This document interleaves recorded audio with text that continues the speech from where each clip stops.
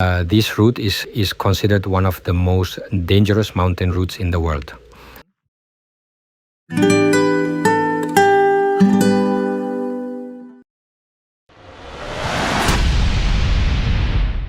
Saturday, 12:45 a.m. The eye is a little better. It cries all the time, but it is getting better. It's less swollen and it doesn't bother me when I look. My eye is wet with tears, but I dry it with a piece of paper and that's it. This morning I woke up with my eye a little swollen, and after breakfast I went to the hotel reception and asked the girl to direct me to a place where they could look at my eye. She directed me to a hospital like an emergency room. When I arrived, they treated me perfectly. That is, it was a brutal service, very good. They prescribed an antihistamine and an ointment that I had to put directly into my eye to reduce the inflammation and to remove the small impurities that might have been there during the trip. When I went to the pharmacy to buy it, they helped me take the pill with a glass of water, and then they put the ointment in my eye because I was not sure where to put it without hurting it more than necessary. After taking the antihistamine and with the ointment in my eye, the goal was to cross the border, enter Georgia, and leave Turkey behind. I made it to two 18th century bridges, about 300 years old, built by the Ottoman Empire, Cifte Kemer Kopru. Very nice. It is beautiful. And now I'm going up the mountain. I love this kind of landscape. Today is going to be a great day. I'm very close to the border of Georgia. Georgia, the country, not the US state.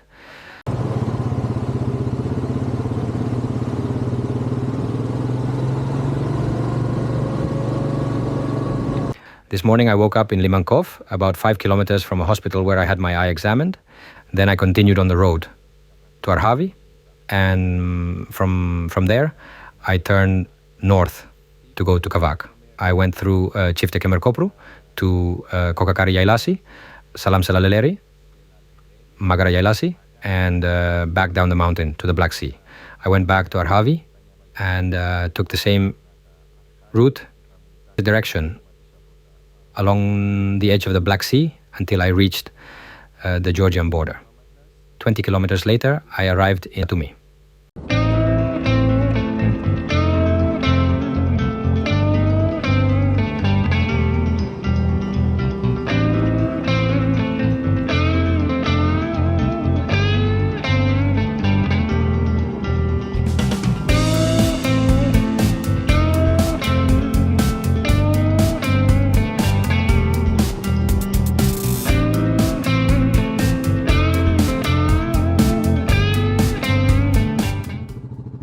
The Black Sea and the high mountains here next to the Black Sea. Brutal. Now I'm going there. Up here is the Salikobal Pass at 2750 meters, and that's where I'm going. I go there and I go all the way down to Georgia. I took a detour just to come up here to this pass that's still full of snow. And you can see the Black Sea, which is very beautiful. Mid-June, in 4 days, it's summer. Impressive. How beautiful, how beautiful. It's foggy, huh? It's foggy up there, but I'll try to get there faster. I should have about 25 or 30 kilometers to go to get there.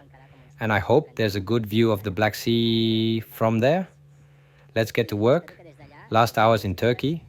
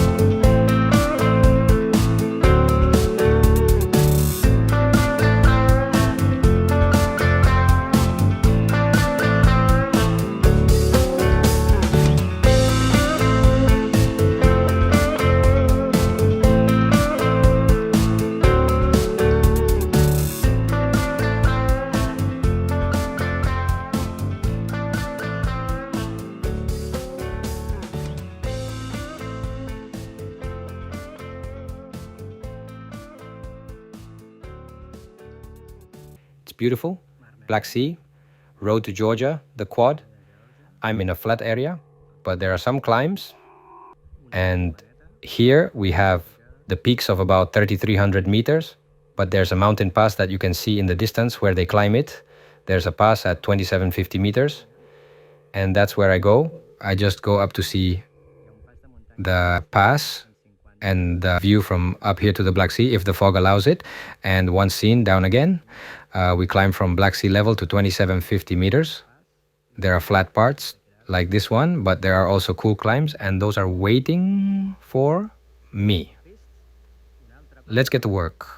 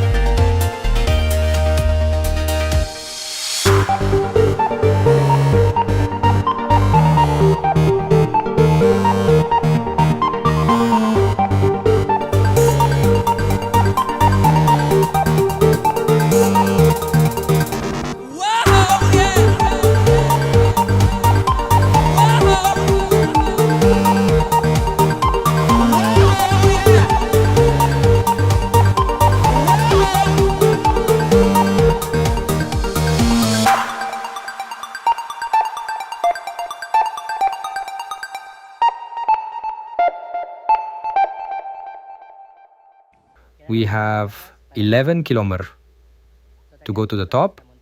This whole part of the mountain is already covered in fog, but I'm going up to this one, and here is the track. Here it is. How beautiful. Let's see him to get to the top without fog. There seems to be fog on the south side, but here we are on the north face. Yeah, so far, no fog. Spectacular.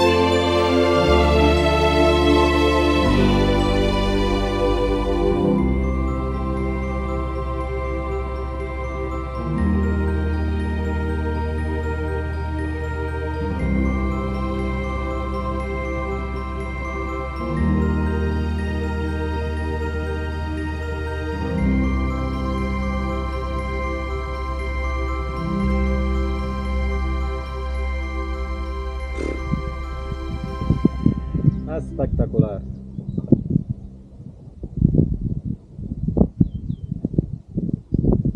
The route I am doing is considered one of the most dangerous mountain routes in the world. The route is good, flat, and not technical. There are some sections where it is full of stones and rocks, but it is easy to pass. I understand that it is considered one of the most dangerous, not for technical reasons, but because there are rocks all along the route. I mean, here I make a small mistake and you have a ticket without a parachute. And that's probably why it's considered so dangerous. But the views are amazing. The quad is all clean. And a brutal track. Come on.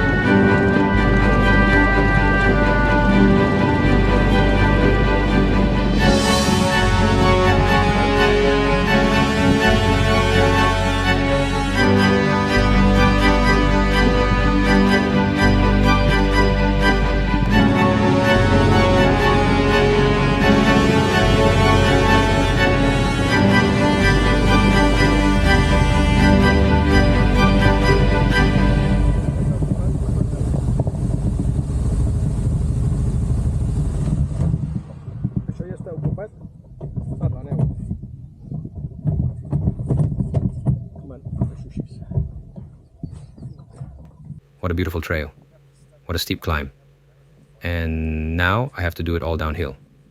A while ago, I was at the Black Sea with sunshine. And now I'm up here with fog and no sun. How beautiful. Well, I'm almost at the top, but the snow is blocking my way. I could get through the first part, but after that it gets a bit complicated. If I went down, I would fall to the gorge. I don't want to go through that section, and then it gets more complicated because I would have to turn back. Anyway, now is the time to turn around. Spectacular views that I can see because the fog limits me. But what a great view. I'm gonna wait a while to see if the fog lifts. Then I can fly the drone. Let's get to work. Last hours in Turkey. And the whole route was spectacular. Foggy sections and very little visibility. Destination reached. Up to the point we have reached and down. I have already taken the thorn. out of this route, and has been the mountain area that I have done today, Saturday, down to the Black Sea. I returned to Arhavi on the same route, but in reverse, and from Arhavi, 30 kilometers away, I found the Georgian border on the road. This is the way I come down from the snowy mountain, and that at the bottom is the Black Sea. Up to here, where the river flows into the sea, I go down. And there I will continue on the road along the Black Sea until I reach Georgia. That is my next destination, last hours in Turkey. On the last few kilometers to the border crossing at Nosato Sarpi, to cross from Turkey into Georgia, there were many trucks stopped on the road. They must have been there for hours and would probably need many more hours to cross the border. Maybe they will spend the night there, because the line of trucks that wanted to cross from Turkey to Georgia was several kilometers long. On the other side, I also saw some stopped. They came from Georgia and were doing the formalities to enter Turkey. But from Turkey to Georgia, there were kilometers and kilometers of trucks stopped on the right, on the shoulder. I was able to pass quietly in the second lane on the left. And there was very little traffic towards the border. When I arrived at the border, the procedure was relatively easy. It took me maybe an hour to cross the two borders, and I had no problems. When I entered Georgia, I noticed a brutal change. It seemed like I was entering Las Vegas. There was a casino, LED lights everywhere, money exchange houses, just what I did not find on the other side. Then I continued on the road for about 20 kilometers to Batumi. I did not enter the city as it is big, but stayed on the outskirts. On my third attempt to find a hotel, I found one by the side of the road where they let my quad in. Now I will have dinner and rest.